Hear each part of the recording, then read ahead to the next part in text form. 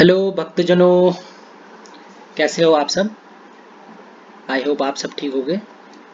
और लीजिए, आज हम एक और सेल ऑर्गेनल की बात कर रहे हैं, एंडोप्लाज्मिक रेटिकुलम। इससे पहले हम बात कर चुके हैं न्यूक्लियस की, माइटोकॉन्ड्रिया की, गोल्जी बॉडी की और आपके क्लोरोप्लास्ट की। और अब ये हमारा दूसरा आया है, एंडोप्लाज्मिक रेटिकुलम।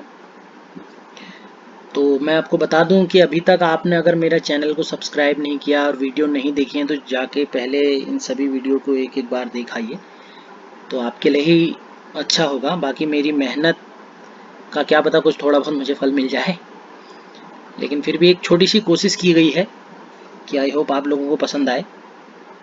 तो प्लीज़ जाके इन वीडियोस को देखिए और पसंद आए तो ज़रूर लाइक कीजिएगा। तो वीडियो को शुरू करते हैं। तो टॉपिक जो है हमारा वो है एंडोप्लाज्मिक रेटिकुलम। ठीक है, अब एंडोप्लाज्मिक रेटिकुलम, अगर हम इसकी मीनिंग की बात करें सबसे पहले, तो जो एंडोप्लाज्मिक रेटिकुलम है, तीन शब्दों से मिलकर बना हुआ है। एक है एंडो, फिर प्लाज्मिक प्लस रेटिकुलम। ठीक है, अगर हम इसके सही मायने की बात करेंगे तो इंडो का मतलब हुआ इनसाइड, प्लाज्मिक का मतलब हुआ साइटोप्लाज्म और रेटिकुलम का मतलब हुआ नेटवर्क यानी कि जाल। और एक वर्ड में अगर इसकी कंप्लीट डेफिनेशन अगर हम वो करें तो a network of closed membrane structure which is found in cytoplasm. मतलब एक क्लोज्ड मेम्ब्रेन का ऐसा स्ट्रक्चर जो साइटोप्लाज्म में पाया जाता है। ठीक हो गया। और दूसरा, ये एक तो आपको पता ही है, हम यूकैरियोटिक सेलों की बात कर रहे हैं। ये सभी यूकैरियोटिक सेलों में पाया जाएगा। किसको छोड़ के? एक तो जर्मिनाइल सेल में नहीं मिलेगा ये, और मिच्योर मैमेलियन आरबीसी में नहीं मिलेगा। मैंने क्या बताया कि ये सभी यूकैरियोटिक सेल में मिलेगा। किसको छोड़ के? एक जर्मिनाइल सेल को छोड़ के और एक मिच्योर मैमेलियन आरबीसी को छोड़ के। ठीक है, आई होप ये बात आपको समझ में आ गई होगी कि एंडोप्लाज्मिक रेटिकुलम का अर्थ हमने बताया कि इंडो प्लाज्मिक प्लस रेटिकुलम तीन संतों से मिलकर बना हुआ है। इंडो मतलब इनसाइड, प्लाज्मिक मतलब साइटोप्लाज्म और रेटिकुलम का मतलब नेटवर्क। ठीक हो गया। तो ऐसा नेटवर्क जो क्लोज मेम्ब्रेन स्ट्रक्चर, उसको कहाँ पाया जाता है? साइटोप्लाज्म। एक क्लोज मेम्ब्रेन स्ट्रक्चर का जो जाल है वो कहाँ पाया जाएगा? साइटोप्लाज्म में। ये इसकी परिभाषा हो गई और ये इसकी मीनिंग हो गई। ठीक है, अब एक स्ट्रक्चर है कि नॉर्मल एंडोप्लाज्मिक रेटिकुलम दिखता कैसे है। ठीक है, एक एंडोप्लाज्मिक रेटिकुलम का चित्र है ये। तो मैं तो अधिक कोशिश करता हूँ कि आपको चित्र के माध्यम से अधिक दिखा सकूँ, समझा सकूँ।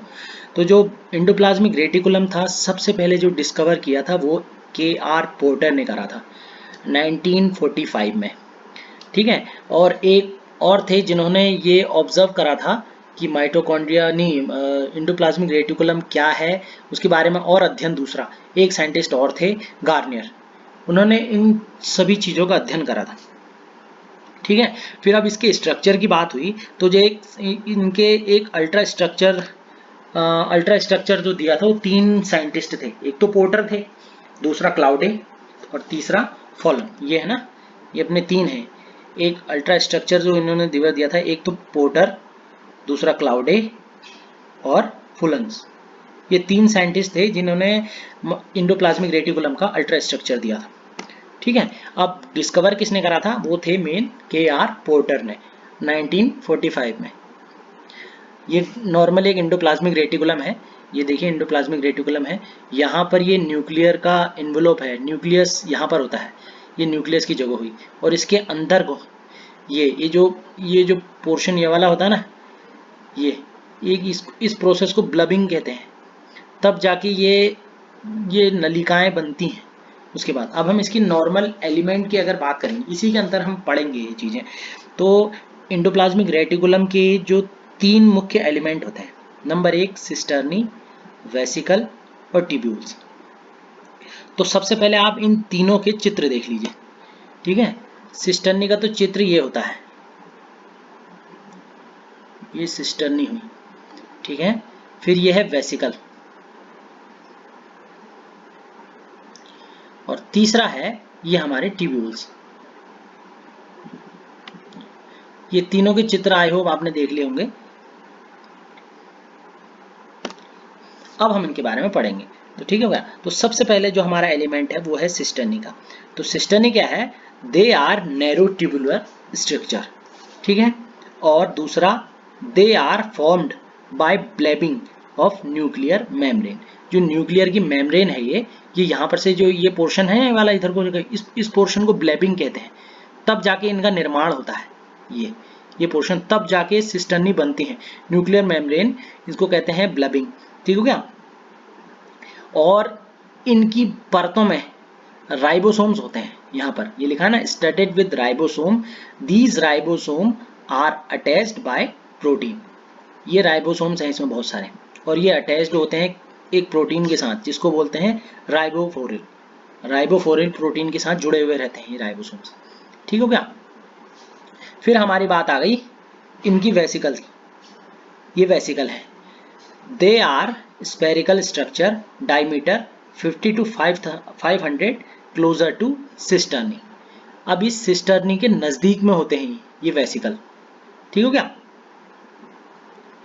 और इनका मैंने शेप आपको बताया था, ये ऐसा होगा गोल, ये गोल गोल टाइप का शेप हो सकता है, ये ऐसा होगा गोल, ये हो सकता है, ये शेप होगा। ठीक होगा। वेसिकल का ये वाला जो ये देख रहे हैं ना आप,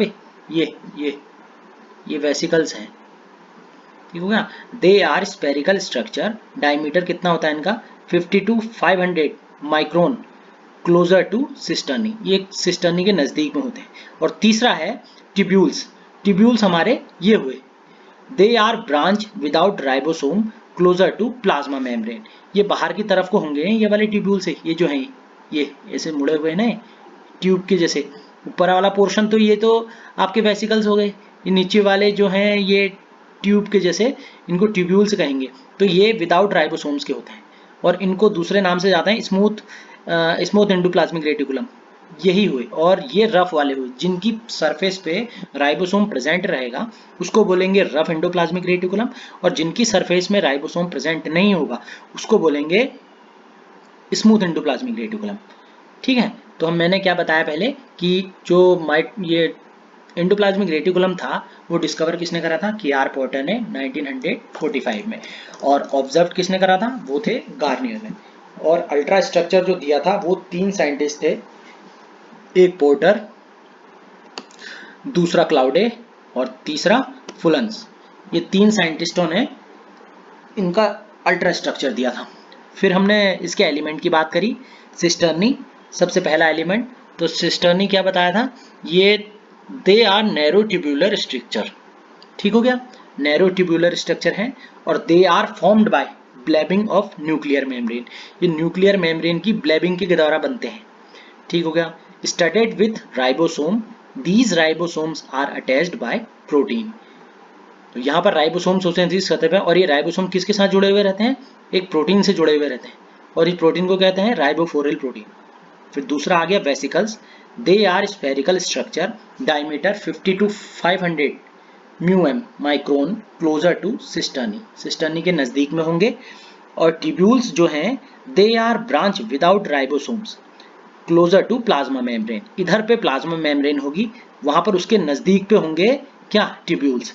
जैसे ये वाले चित्र में देख लीजिए, ये हमारा न्यूक्लियस है, ये न्यूक्लियस है यहाँ, ये न्यूक्लियस के नजदीक में जो ये होंगे इधर वाली साइड, ये यहाँ पर है ना, इनको बोलेंगे आपके सिस्टर्नी। और ये हमारी सेल मेम्ब्रेन या प्लाज्मा मेम्ब्रेन होगी, इसके नजदीक में जो होंगे ये यहाँ पर, ये होंगे आपके ट्यूब्यूल्स। सेल मेम्ब्रेन या प्लाज्मा मेम्ब्रेन के नजदीक में ट्यूब्यूल्स होंगे, और न्यूक्लियस के नजदीक में होगा, न्यूक्लियर मेम्ब्रेन के नजदीक में होगा आपके सिस्टर्नी। आई होप ये चीजें आपको समझ में आ गई होंगी। अब हम बात कर रहे हैं स्मूथ और रफ एंडोप्लाज्मिक रेटिकुलम की।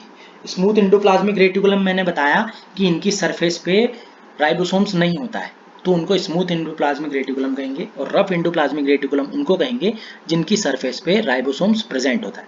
ठीक हो गया। तो स्मूथ एंडोप्लाज्मिक रेटिकुलम क्या होता है, ये मेनली किस चीज का बना है, ट्यूब्यूल्स के बने हुए होते हैं। और ये जो रफ वाले होंगे it is mainly made up of cisternae. ठीक हो गया। और दूसरा पॉइंट है smooth endoplasmic reticulum closure to plasma membrane. अभी बताया ना आपको, closure to plasma membrane, smooth इसके नीचे की, ये यहाँ पर प्लाज्मा मेम्ब्रेन के नजदीक में होगा। ये इसके पास प्लाज्मा मेम्ब्रेन होगी, इधर यहाँ पर प्लाज्मा मेम्ब्रेन होगी, इसके नजदीक में होंगे। ठीक है, क्लोजर टू प्लाज्मा मेम्ब्रेन और क्लोजर टू न्यूक्लियर मेम्ब्रेन के नजदीक में होगा। कौन सा? रफ एंडोप्लाज्मिक रेटिकुलम, जिसको हम सिस्टर्नी कहते हैं। ठीक होगा। No ribosomes on the surface, मैंने बोला ना आपको कि स्मूथ एंडोप्लाज्मिक रेटिकुलम में राइबोसोम्स प्रेजेंट नहीं होते हैं, और रफ एंडोप्लाज्मिक रेटिकुलम में जो राइबोसोम्स होंगे उस सरफेस पे प्रेजेंट होंगे। ठीक हो गया। स्मूथ एंडोप्लाज्मिक रेटिकुलम क्या करता है? इट हेल्प इन सिंथेसिस, किसके सिंथेसिस में? लिपिड की सिंथेसिस में, और ट्रांसपोर्ट करेगा। ये क्या करेगा कि लिपिड की सिंथेसिस में हेल्प करेगा और ट्रांसपोर्ट करेगा। और फिर क्या करता है? और ये रफ एंडोप्लाज्मिक रेटिकुलम करता है, it help in protein synthesis and it's transport. Rough endoplasmic reticulum protein की सिंथेसिस में मदद करेगा, और स्मूथ एंडोप्लाज्मिक रेटिकुलम लिपिड्स की सिंथेसिस में हेल्प करेगा। ठीक हो गया। और रफ एंडोप्लाज्मिक रेटिकुलम क्या करेगा? Transport of nuclear material from nucleus to organelle. ये न्यूक्लियर मटेरियल का ट्रांसपोर्ट कहाँ से कहाँ को करेगा? एक न्यूक्लियस से बहुत डिफरेंट ऑर्गेनल्स की तरफ को ट्रांसपोर्टेशन का काम करेगा rough endoplasmic reticulum. I hope आपको ये अंतर समझ में आ गया होगा। बाकी मैंने ज़्यादा गहराई से इसको बताया नहीं, बल्कि नॉर्मल थोड़ी थोड़ी छोटी छोटी बातें बताई गई हैं, ये आपको सही से समझ में आ गई होंगी।